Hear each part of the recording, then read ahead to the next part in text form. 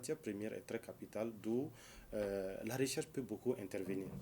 Je disais tout à l'heure, en fonction du type de matière première, ça développe le comportement de la machine et ça va impacter sur le produit fini. Alors, il a parlé du taux d'humidité. Le taux d'humidité sur une matière première, ça a beaucoup d'impact. D'abord, impact économique. Si votre cahier de charges vous dit que vous avez besoin d'une matière première de 10% d'eau et que le fournisseur vous envoie par exemple 14% d'humidité, ça veut dire que vous avez payé 4% d'eau.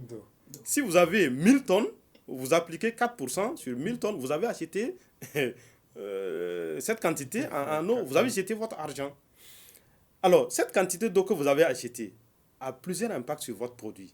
D'abord, ça peut faire développer la moisissure sur votre matière première, d'où un problème sanitaire sur votre produit si vous ne contrôlez pas les différents points critiques de votre usine. Ça, c'est la conséquence sanitaire.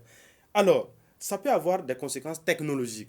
Si votre machine qui est là ne peut travailler qu'avec une fourchette d'humidité qui va de 10% à 12% et vous l'avez alimenté avec une matière première de 14%, eh bien, il va de soi que les résultats qui vont sortir, ça ne sera pas la même chose.